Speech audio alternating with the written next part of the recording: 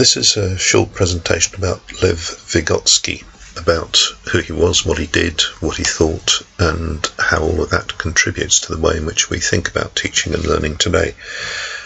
He's a man of considerable influence, considering about when and where he was born. As you can see, 1896, born in what was then the Russian Empire, Belarus, and he only lived until the age of 38, dying of tuberculosis in Moscow in 1934.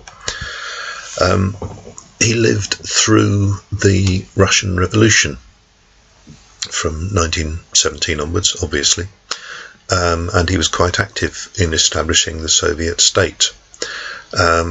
He joined the Psychological Institute in Moscow. He then at that point had a major episode of tuberculosis, and tuberculosis basically dogged him until the end of his days. He was a polymath. He dealt in all sorts of things. He started with art. His dissertation was on Shakespeare. He worked a lot on things that he called the higher mental functions, philosophy of science, the relation between learning and human development, all this kind of stuff. A lot of the work he did was in what they called defectology, people who had what they called defects, and he was trying to work out basically how the human mind functioned in order to see where the defects were and how they might perhaps be ameliorated or solved. And he produced an immense amount of work in his relatively short life, and arguably perhaps died too soon to synthesize it. And a lot of the work of synthesis has been done by people coming after him. Now, after he died, his work was banned in the USSR, as was often the case for people at those times. There were conflicts going on within psychological circles in the USSR. Different people had different theories and different ideas. Different people wanted to advance them. Different people had different political sponsors. And Vygotsky and his followers were among those who missed out. And his work, as with many others, gradually re-emerged under Khrushchev in the 1950s after Stalin had died. And his work began to become known in the West from the 1960s on, as different works were translated. And 1978, an edited version of various of his writings called Mind in Society, that really made things take off in the West. And there are a lot of people today who are now specialise in Vygotsky's ideas and who are grateful to his ideas for helping them to move on their own ideas. Vygotsky and Piaget were known to each other at the time. Certainly Piaget was known to Vygotsky. And there were differences in the fundamental way in which they approached how people learn. And Piaget believed that there were abilities, and that because people had their abilities, they were led to act with them. And Vygotsky came up much more with the idea that activity leads to ability. And he has a particular thing about the development of what, as I said, what he calls the higher mental functions. He says they are interpersonal before they are intrapersonal. In other words, because as a baby, as an infant, as a young child, you do things with other people, that actually creates the abilities which you then take on with you into later life. And there's an awful lot to his theories and his ideas, which I'm not going to go into now, but I want to concentrate on two particular issues. The first is activity theory, or what is called cultural historical activity theory, the reason for that being that one of the hallmarks of the theory is the idea that whatever action you undertake, or whatever action you examine, you have to examine it in its cultural and its historical context. Without the context, the act has no meaning. And therefore it's very important to be aware of, to study the context in which these things happen. And activity theory nowadays has been particularly promulgated by Yrjö Engerström and other people in Finland, but also around the world. And it has the key triangle here: subject, instrument, and object. And the point here is that the instrument or the tool mediates what happens between the subject and the object. The tool that you choose to work on the object shapes the activity and also shapes the outcome. Now I've included here this circle outcome The word object itself is a very interesting and a very complex one. People have different ideas about it. But it's clear that in Vygotsky's original formulation, the word object includes both the thing that you're working on and the thing that you're working towards. So it is simultaneously the object and the objective. And this becomes extremely important when you consider why people are doing the things they do and why people make the choices they do. That's, as I said, this is the classical triangle, subject, instrument, object. There is also the substructure here, rules, community and division of labour, all of which are very important when determining how people do things, particularly in work contexts. Because the rules whereby you do things are obviously important, the community in which you're doing them are important, and who gets to do what is also extremely important in the division of labour. And this can happen in any context. I said it's particularly important at work, and it is, but it's also important in, for instance, learning when you're part of an academic community, in online forums and all that kind of thing.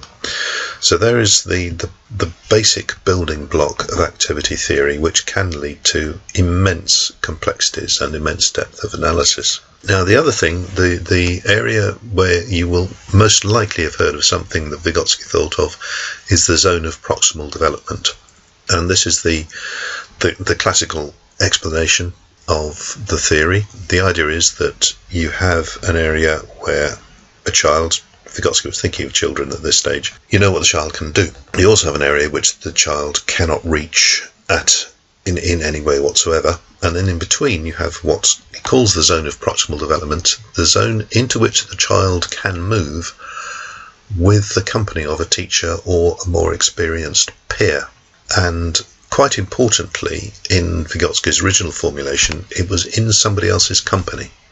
Now, I think that one of the ways in which we perhaps move beyond Vygotsky is that the idea of being physically in somebody else's company is no longer necessary, particularly because of the online world. But I think it's always, certainly when Vygotsky formulated, he actually was limiting the ability of a child to move beyond their current achievement without the company of other people necessarily being physically available. I'm thinking particularly of books. When you read a book, you can develop through what you're reading. There is still a relationship. Reading a book is still a social thing because the book is the voice of the author, and what you're doing is a kind of conversation with the author, and those conversations can be very provocative and very developmental. Now, the zone of proximal development is often used in conjunction with the term scaffolding.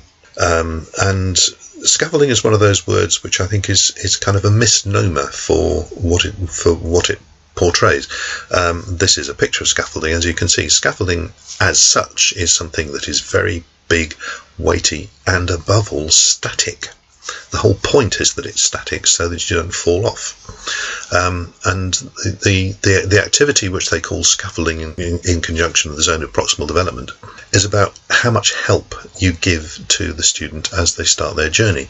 And the whole idea is that when somebody is practicing a new skill that they're completely unfamiliar with, riding a bike comes to mind, you give them a great deal of support.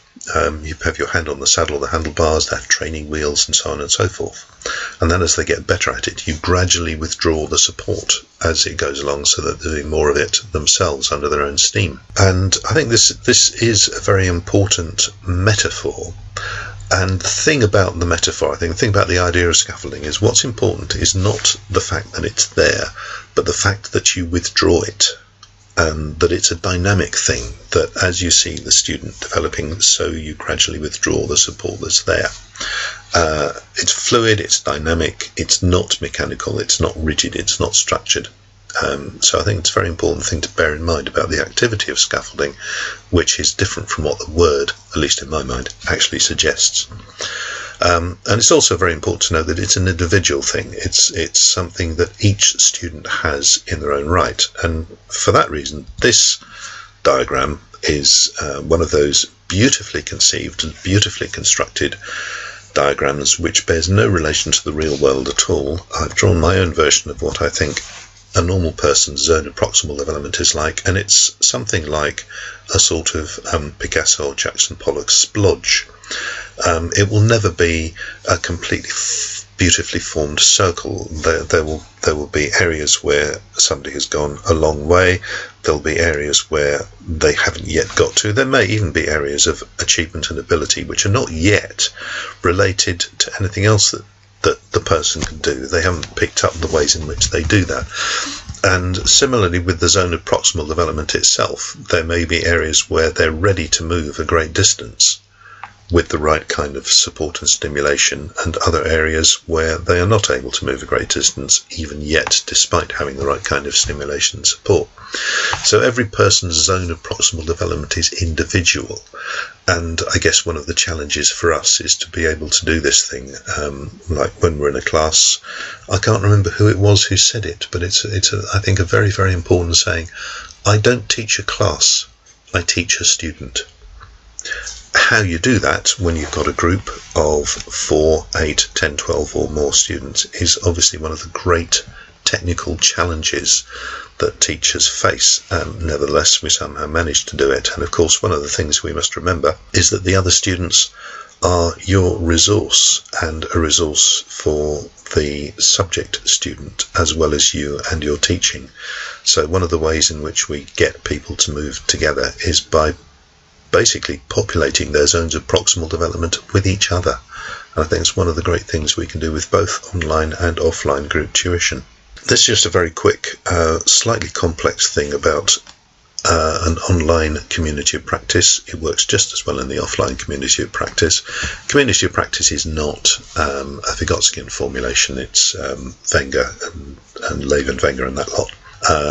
But there is a lot of overlap between the theories, and you can get this is pointing out where basically our students have joined us in a community of practice. They have their current zone of functioning. Together with the other students and with the other members of the community of practice, they form a collective zone of proximal development in which people can develop with and through each other and then move on towards the future zone of functioning. So there you are, Lev Vygotsky, Soviet psychologist, life tragically cut short by tuberculosis, founder of activity theory, bringer to us of the idea of zone of proximal development, an immensely useful teaching concept.